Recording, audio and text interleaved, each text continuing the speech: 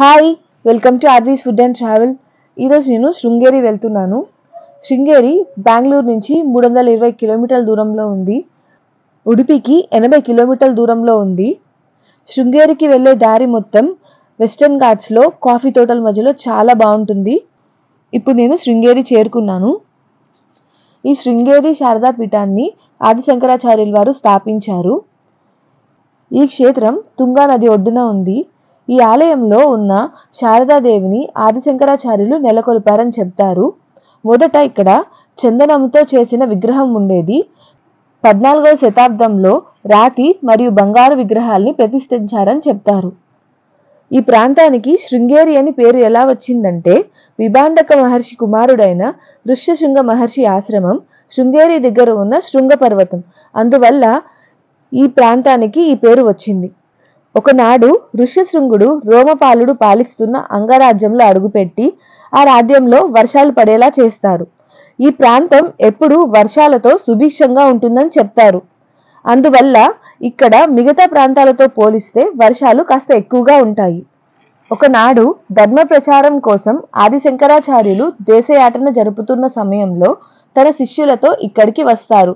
ఈ సమయంలో ప్రసవిస్తున్న ఒక కప్పకు ఒక పాము తన పడగతో నీడ కల్పిస్తుంది. బద్ధ శత్రువులైన పాము కప్ప మధ్య మైత్రి భావం కలగడానికి ఈ స్థలమే కారణమని భావించి తను నిర్మించదలిచిన 4 మఠాలలో మొదటి మఠం ఇక్కడే నిర్మిస్తారు. అదే శృంగేరి శారదాపీఠం. ఆదిశంకరాచార్యులు వారు ఇక్కడే 12 సంవత్సరాలు గడిపారని చెప్తారు.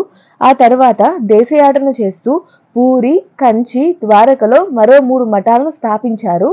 ఈ 4 మఠాలు హిందూ ధర్మాన్ని పరిరక్షిస్తూ ఉంటాయి. ఈ ఆలయంలో పరిసరాలు మొదట చెక్కతో నిర్మించారు. అగ్ని ప్రమాదం జరగడం వల్ల కొత్త ఆలయాన్ని ద్రవిడ దేవాలయ నిర్మాణ శైలిలో నిర్మించారు. ఈ బ్రిడ్జికి అవతల వైపు నరసింహవనం ఉంది. అక్కడే పీఠాధిపతులు, గురువులు నివసిస్తూ ఉంటారు. కనిపిస్తోంది కదా, ఇదే తుంగా నది. దేవాలయాల్లో ఉపయోగించే జలాలన్నీ ఇక్కడి నుంచే తీసుకొస్తారు. ఈ నదిలో పెద్ద పెద్ద చేపలు ఒడ్డుకు వస్తూ ఉంటాయి. ఇక్కడ భక్తులందరూ వీటికి అటుకుల్ని ఆహారంగా వేస్తూ ఉంటారు. ఇక్కడ తుంగా నది చాలా లోతు ఉంటుంది, అందువల్ల నదిలోకి ఎవరిని దిగనివ్వరు. ఇక్కడ ప్రతిరోజు మధ్యాహ్నం, రాత్రి అన్నదానం జరుగుతుంది. ఎంతమంది వస్తే అంతమందికి భోజన వసతి కల్పిస్తారు. ఇంతటితో ఈ వీడియో ముగిస్తున్నాను. మళ్ళీ ఇంకో మంచి వీడియోతో కలుద్దాం.